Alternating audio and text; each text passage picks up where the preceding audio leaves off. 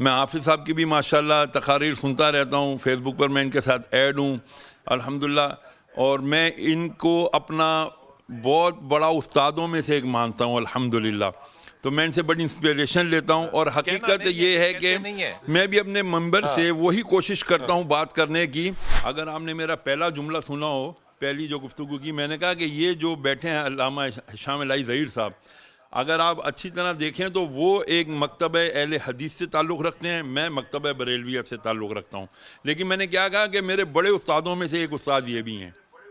ٹھیک ہے، تو جہاں تک اتحاد بین المسلمین کی بات ہے نا، جنہوں نے ابو ذر غفاری رضی اللہ تعالیٰ عنہ کو اسٹڈی کر لیا، میں صحیح عرض کروں، ایک تو اس میں قناعت آ جائے گی، ایک اس کا تکبر ختم ہو جائے گا، ایک اس کے اندر فقر و فاقہ اس کے لیے ایک فخر بن جائے گا انشاءاللہ. بسم اللہ الرحمن الرحیم. السلام علیکم ورحمۃ اللہ وبرکاتہ. اللہم صلی علی محمد وعلی محمد. رب اشرح لی صدری ویسر لی امری واحلل عقدۃ من لسانی یفقہوا قولی. آمین. خواتین و حضرات، آپ دیکھ رہے کتب آن لائن اور میں ہوں بلال کتب. آج اپنے مہمان ہمارے ساتھ ہشام الہی ظہیر بھائی. السلام علیکم. وعلیکم السلام. اور حضور اقدس ہشام بھائی، آپ سے ابتدا کرتا ہوں. یہ جو آج ہم کہتے ہیں کہ ہم میدان عرفات میں اکٹھے ہوں گے، ویسے وہ جو لوگ بحث کر رہے ہیں نا سارے اس وقت سوشل میڈیا پہ کہ میدان عرفات کے اندر یہ سارے لوگ قیامت کے روز کیسے اکٹھے ہوں گے، یہی میدان ہے. ان اپنے جیسے کم سمجھ لوگوں کے لیے عرض کر رہا ہوں کہ جب رسول پاک صلی اللہ علیہ وسلم معراج پہ گئے تھے تو وہ مسجد جہاں پہ کہ 1.25 لاکھ لوگ آئے تھے، وہاں بھی 1.25 لاکھ نہیں آ سکتے. تو جو باتیں اللہ کی کے فیصلے ہیں اور اللہ کے کام ہیں، وہ ان کو اللہ تک ہی رہنے دیں. یہاں پہ میدان حشر لگنا ہے. یہ میدان حشر، یہ نہ سوچیں کیسے لگے گا، سائنس نہ ڈالیں اس میں. صرف یہ سوچیں کہ آج جب میدان حشر میں دعا ہوگی تو آپ اس دعا میں شامل ہونے کا مقدر پائیں گے یا نہیں. میری دعا ہے کہ ہم سب اس مقدر کو پائیں. حضور اقدس کہتے ہیں کہ یہ رکن عظیم ہے. یہ رکن اعظم کیوں ہے؟ بسم اللہ الرحمن الرحیم. بلال بھائی، حج کا اس کو رکن اعظم کہا جاتا ہے. میں قبل اس کے کہ اس دن کی اہمیت کے حوالے سے بات کروں. رکن اعظم کی ویسے کچھ وجوہات ہیں، ایک دو بیان کر کے میں دوبارہ تمہید اس کی کچھ ضرور بیان کروں گا. نبی کریم صلی اللہ علیہ وسلم نے فرمایا کہ عرفہ کے دن، اب دیکھیں ہم یہ سمجھتے ہیں یہ رمضان کی فضیلت ہے، عرفہ کے دن اللہ رب العزت جتنے لوگوں کو معاف فرماتے ہیں پورے سال میں کسی دن نہیں معاف فرماتے، اور وہ عرفہ کا دن یوم وقوف عرفہ یہاں پہ ہو رہا ہے. اور ویسے یہ جو ہے نا، یہ بھی آپ نے سوشل میڈیا پہ بحث دیکھی ہوگی کہ 9 ذی الحجہ یہاں پہ آنا ہے، وہ ایک الگ بحث ہے. اب وقوف عرفہ کی جو اہمیت ہے، اس کے بغیر حج ممکن نہیں. یعنی اس کو اس لیے رکن اعظم، جو آپ کا سوال ہے، رکن اعظم اس لیے کہا جاتا ہے. مینا میں بندہ لیٹ ہو گیا، مزدلفہ سے لیٹ ہو گیا، تو زیادہ سے زیادہ کئی دفعہ کوئی ایسا فریضہ چھوٹ گیا تو دم پڑ جائے گا. لیکن جس کا وقوف عرفہ ہی نہ ہو سکا، اس کا حج ہی نہیں ہوتا. ایک بات یہ ہے کہ بلال بھائی، یہ جو حج بذات خود ہے، یہ جن دنوں میں آیا ہے، اللہ رب العزت نے کلام حمید میں ارشاد فرمایا والفجر ولیال عشر. اور اکثر مفسرین کا اتفاق ہے یہ جو لیالی عشر ہے، یہ 10 دن ان کی اللہ تعالیٰ قسم کھا رہی ذی الحجہ کے.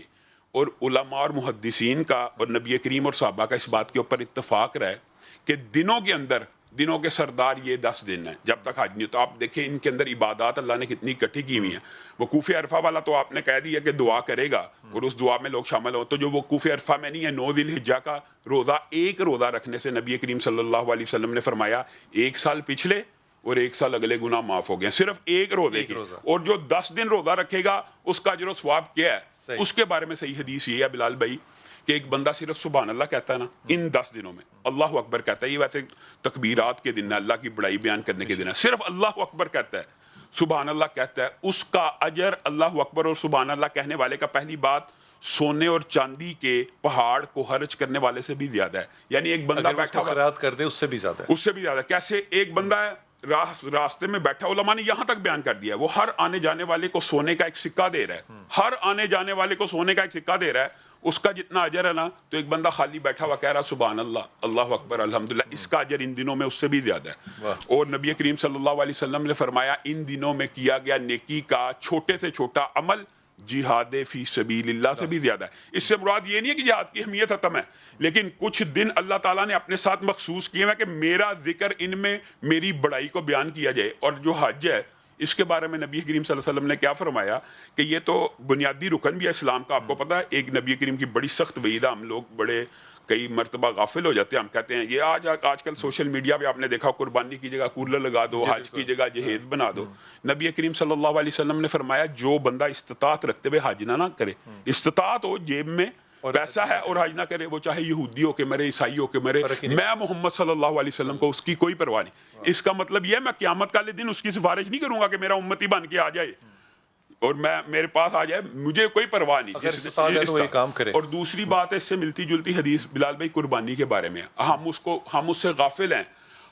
ہم یہ مانتے ہیں کہ کولر لگانا چاہیے, ہم یہ مانتے ہیں کہ جہیز بنانا چاہیے, ہم ہر چیز کے قائل ہیں, لیکن کیا آپ نے اس مافیا کو جو اس طرح اسلامی شعار پہ حملہ کرتا ہے, کبھی آپ نے یہ نقطہ اٹھاتے ہوئے دیکھا ہے کہ 1.5 لاکھ کا آئی فون نہ لو, بچی کو جہیز دے دو؟ کبھی نہیں کہیں گے, کبھی نہیں کہیں گے. لیکن جب قربانی کی بات آئے گی فوراً اس طرح کے فلسفے چڑھ آ جاتی. اور نبی کریم نے فرمایا جو قربانی کی استطاعت رکھتا ہو اور قربانی نہ کرے پھر وہ ہماری عیدگاہ میں نہ آئے. یعنی ہمارے ساتھ پھر خوشیوں میں شامل کیوں ہو رہا ہے؟ پھر مسلمانوں کی خوشیوں میں بھی اس کو شامل ہونے کا کوئی. سارے مسلمان میدان عرفہ میں کریں گے کیا؟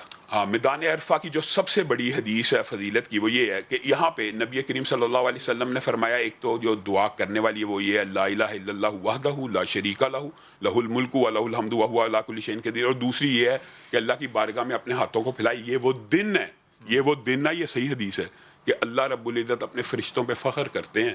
یہ دیکھو یہ بندے ہیں نا, تم نے مجھے کہا تھا کہ یہ تابع نہیں ہوں گے, نہیں یہ فتنہ اور فساد پھیلائیں گے, خون بہائیں گے. اب دیکھو میرے کچھ بندے ایسے بھی ہیں جو میرے آگے کپڑوں کو جھولیوں کو اٹھائے کھڑے ہیں. اللہ تعالیٰ ان بندوں کے اوپر فخر فرماتا ہے. اور جتنے مسلمانوں کے گناہ اس دن معاف ہوتے ہیں نا, اتنے کبھی کسی بھی دن معاف نہیں ہوتے.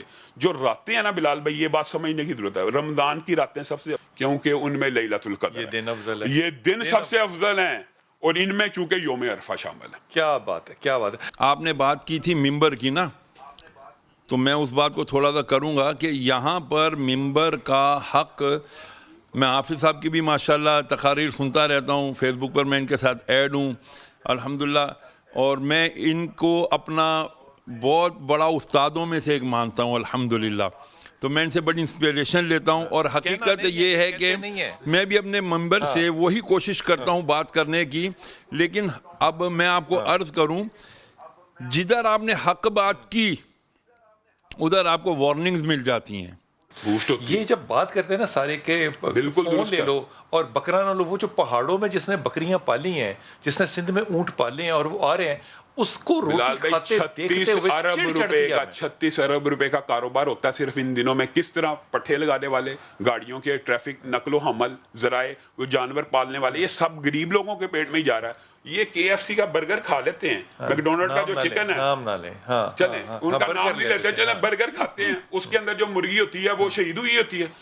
اللہ تو پھر یعنی ذبح کے جانور سے چڑ ہے اور اس مرغی سے چڑ نہیں ہے. تو وہاں پہ بیٹھ کے یہ مفکریاں, یہ اکانومی بھی بڑی جنریٹ ہوتی ہے وہاں پہ. یہ بھی ایک بہت بڑا پہلو ہے جو کہ میرے خیال میں الخدمت گروپ کو بتانا چاہیے کہ ہم پاکستان میں بیٹھ کے جو ڈونیشن کر رہے ہیں, وہاں سے ان ممالک کی جو اکانومی ہے اس کے سائیکل کا بھی ہم حصہ بنتے ہیں. حضور اقدس قربانی کے فلسفے پہ ہم بڑے بڑے مطلب کمال باتیں کرتے ہیں.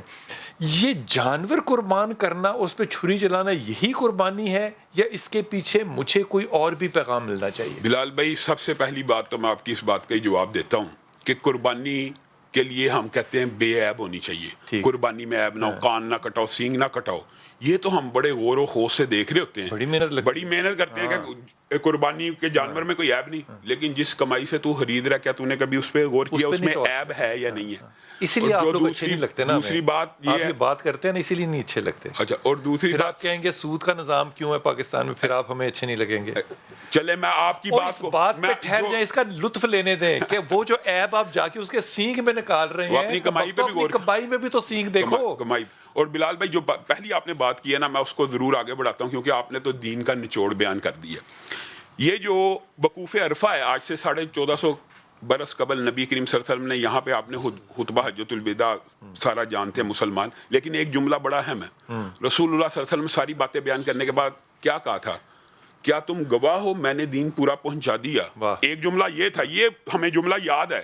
تو صحابہ نے کہا ہم گواہی دیتے آپ نے دین پورا پہنچا دیا. لیکن جو صحابہ کا جواب تھا نا, وہ ہم نے یاد نہیں کیا ہوا. تو صحابہ نے نبی کریم کو بھی مخاطب ہو کے ایک بات کہی تھی, پھر اے اللہ کے رسول آپ بھی گواہ رہنا جو دین آپ نے ہم تک پہنچایا ہم نے اس کے اوپر عمل کر کے دکھا دیا. کیا بات ہے یار, اب بات سمجھے, کیا بات ہے ڈاکٹر صاحب, صرف آپ ہی نے دین نشے والی بات پہنچایا ہے, ہم نے بھی عمل کر کے بھی آپ کو وحی ہاں, تو اس کا مطلب ہے ہم نے اس پہ عمل کر کے, واہ واہ واہ, آپ نے یہ جو تمہید باندھی ہے نا, یہ اس کا خلاصہ ہے کہ دین وہی ہے جو رسول اللہ اور ان کے دور میں ہو گیا.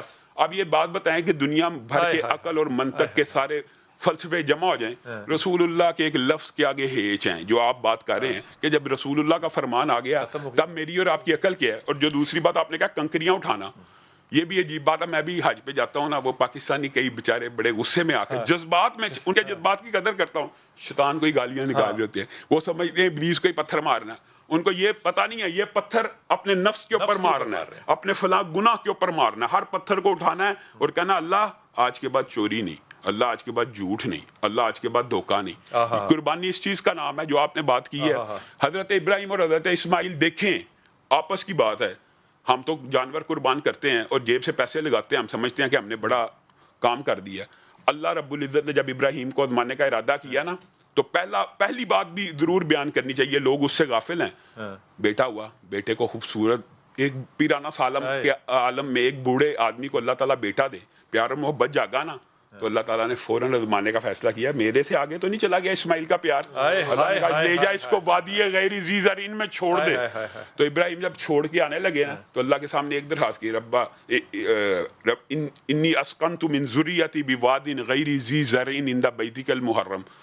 پیچھے سے حاجرہ کہتی رہی یہ بتا دے تو چھوڑ کے جا رہا ہے کہ رب نے حکم دیا. تو بس مڑ کے دیکھا, کہا رب کا حکم ہے. تو پھر کہا پھر اللہ تعالیٰ پھر اللہ ضائع نہیں کرے گا. اچھا پھر دوبارہ 10-11 سال کے بعد اور کہا نا جو میں نے پڑھا, میں بھی وہ شیئر کر رہا ہوں, کہا تیرا رب میری اور اس کی حفاظت تم سے بہتر کرے گا. اور دوسری بات جملہ یار بلال بھائی, دوسری دیکھیں کیفیت کیا ہے. 10-11 سال کے بعد واپس آئے ہیں نا, ایک تو پہلا بچہ تھا تو محبت جاگی, اللہ نے کہا چھوڑ دے, دیکھتا ہوں کہ ابراہیم میرے لیے چھوڑتا کہ نہیں. دوسری بات ہے جب 11-12 سال کا بچہ ہوتا ہے نا بلال بھائی, اس پہ زیادہ پیار آتا ہے. وہ جب کہہ رہا ہوتا ہے ابا جی بابا جان, تو ابراہیم نے اس کو آگے پیچھے دوڑتا دیکھا تو سینے میں محبت بھر آئی. تو رات کو اللہ نے خواب دکھا دیا, انی ارا فی المنام انی اذبحک فانظر ماذا تری. اچھا شیطان نے یہاں پہ 3 وسوسے ڈالے ابراہیم کو, خواب ہی ہے نا یہ تینوں شیطان, ہاں تو وہ تینوں مقامات خواب ہی تھا نا. ابراہیم کو یہ پتا تھا کہ خواب جو ہوتا ہے پیغمبر اور رسول کا وہ وہی ہوتا ہے. وہاں پہ یہ آج کل بھی آپ کو پتا قربانی کے رستے میں مختلف شیطان آپ کو وسوسے ڈالتے رہیں گے. نہیں آپ کے پاس ہاتھ میں شیطان یہ جو آپ کو پکڑا ہوا ہے یہی ڈال رہا ہوتا ہے, آپ کو نئے نئے آئیڈیاز دے رہا ہوتا ہے. تو میں آپ کو ایک بات میں حیران ہوتا ہوں کہ قربان جائیں, پھر اسماعیل کی فرما برداری 12-13 سال کا بچہ ہے, تو وہ آگے کیا کہہ رہا ہے کہ یا ابت افعل ما تؤمر, اے باپ تو کر دے جس چیز کا تجھے حکم دیا, تجدنی انشاءاللہ من الصابرین, تو مجھے صبر کرنے والا پائے گا. لیکن ابراہیم کے دل پہ نا پھر بھی بیٹے کی محبت آ گئی. اللہ تعالیٰ نے وہ محبت بھی بیان کی ہے کہ فلما اسلم وتلہ للجبین, ابراہیم اس کو سیدھا نہیں لٹا سکے کہ چھری ایسے پھیروں گا ہاتھ کپ کپائے گا, خون کا فوارہ نکلے گا, بچے کی تکلیف دیکھ کے ہاتھ لرز نہ جائے. ابراہیم نے الٹے لٹایا کہ گردن کے پیچھے سے پھیروں گا تاکہ اور ابراہیم نے تو پھیر دی, ابراہیم نے پھیر دی. وفدیناہ بذبح عظیم, اللہ تعالیٰ نے کہا یہ قربانی اتنی عظیم تو نے دی ہے ابراہیم, اب رہتی قیامت تک ایک بھی بندہ زندہ ہوگا نا جو قربانی کرتا ہوگا, میں قیامت قائم نہیں کروں. کیا بات ہے. شہریار داؤد بھائی آپ کی طرف آ رہا ہوں اور میں ہاتھ باندھ کے آپ سے بات کہہ رہا ہوں, میری بات کا احساس برا نہ منائیے گا. وہ جو یہ بات بتا رہے ہیں نا حافظ صاحب, یہ بات ہے ساری محبت اور عشق کی. باپ کے دل میں ٹھاٹھیں مارتا بیٹے کے لیے سمندر ہے تو صحیح, لیکن میں کہتا ہوں کہاں اتنا بڑا بزرگ باپ اور اوپر سے نبی اللہ, اور کہاں 12 سال کا بچہ. لیکن وہ کہتا ہے ابا آپ کا دل جو ہے وہ گھبرائے نہ, آپ ثابت قدم رہیں. یہ جو رشتے ہیں محبت کے, اخوت کے, نبوت کے, امامت کے, ہم تو ان چیزوں کو بڑا کمزور سمجھتے ہیں. میرے جیسے لوگوں کا تو خیال ہے کہ عقل اور دانش, ریشنیلٹی جو ہے وہ بڑی اہم چیز ہے. میری عقل میں آتا ہے تو میں کروں گا, نہیں آتا تو نہیں کروں گا. ایک چھوٹی سی بات کہہ رہا ہوں, وہ جانور دیکھنے نا میں گاؤں گیا تو رات تھی, تو میرے پاس 2 ٹارچیں تھیں. تو یہ جو ابھی بات کر رہے ہیں نا حافظ صاحب کہ وہ اپنی کمائی نہیں دیکھتے, جانور کے سینگ اور دانت دیکھتے ہیں, اب مجھے وہ اپنی ٹارچیں یاد آ رہی کہ رات کو میں اتنی لائٹ لے کر گیا کہ جانور دیکھ لوں, لیکن میرے دل میں یہ خیال نہیں آیا کہ کہیں میرے مال میں خطا نہ ہوئی ہو. اس کی توبہ میں نے نہیں کی. لیکن میں آپ سے درست کر دوں شہریار بھائی, یہ جو ہمارے حافظ صاحب ہیں نا, یہ تقرور کوئی نہیں کرتے, یہ اپنی سناتے ہیں بلیک اور وائٹ میں فتویٰ. ان کی گفتگو کو جب میں سنتا ہوں نا, میں بحث نہیں کر رہا کہ آپ ان کو فالو کریں کہ نہیں کریں, نہیں. تو مجھے یاد آتے ہیں ڈاکٹر اسرار صاحب. ڈاکٹر اسرار صاحب کے ساتھ جب ہم ہوتے تھے تو ان کے اوپر انگلی پتہ لوگ کیا اٹھاتے تھے, میری طرح کے جاہل, کہ جی آپ بڑی سخت بات کرتے ہیں. وہ کہتے تھے یار میں اللہ رسول کی بات کر رہا ہوں, اس کے اندر میں کون سی نرمی پیدا کروں کہ تمہارے دل جو ہیں ان کو کیا کہنا چاہیے اٹریکٹ کرنے کے لیے میں وہ بات ویسے نہ کہوں جیسے نبی نے کی ہے. جہاں نبی اور رسول کی اور اللہ کی بات آتی ہے, مجھے لگتا ہے کہ وہاں ہی مرد مومن کے ہونے یا نہ ہونے کا علم ہوتا ہے. وقفہ لیجئے, واپس آتے ہیں. 2 سال پہلے ہم یہی قربانیاں کشمیر میں بھی کیا کرتے تھے, جموں میں. آج 2 سال سے وہ نہیں ہم کر پا رہے, تو وہ ان کا جو حق ہے وہ تو میری اور آپ کی گردن کے اوپر رہے گا نا. بالکل. دیکھیں, آپ نے بہت خوبصورت بات کی. اگر آپ نے میرا پہلا جملہ سنا ہو, پہلی جو گفتگو کی, میں نے کہا کہ یہ جو بیٹھے ہیں علامہ ہشام الہی ظہیر صاحب, اگر آپ اچھی طرح دیکھیں تو وہ ایک مکتبہ اہل حدیث سے تعلق رکھتے ہیں, میں مکتبہ بریلویہ سے تعلق رکھتا ہوں. لیکن میں نے کیا کہا کہ میرے بڑے استادوں میں سے ایک استاد یہ بھی ہیں, ٹھیک ہے. تو جہاں تک اتحاد بین المسلمین کی بات ہے نا, وہ ہم سب کو, میں یہاں ایک بہت اہم بات کرنا چاہوں گا. جتنے خطیب حضرات ہیں, مجھے امید ہے انشاءاللہ علامہ صاحب میری بات کی تائید کریں گے, ان تمام جو خطیب حضرات ہیں, ائمہ حضرات ہیں, ان کو حضرت ابو ذر غفاری رضی اللہ تعالیٰ عنہ کو ضرور اسٹڈی کرنا چاہیے. ابو ذر غفاری رضی اللہ تعالیٰ عنہ, اگر ان کو دیگر صحابہ کو اور ہم کو بھی ان کی لائف کو بھی ہم کو اسٹڈی کرنا چاہیے. لیکن جنہوں نے ابو ذر غفاری رضی اللہ تعالیٰ عنہ کو اسٹڈی کر لیا, میں صحیح عرض کروں, ایک تو اس میں قناعت آ جائے گی, ایک اس کا تکبر ختم ہو جائے گا, ایک اس کے اندر فقر و فاقہ اس کے لیے ایک فخر بن جائے گا انشاءاللہ.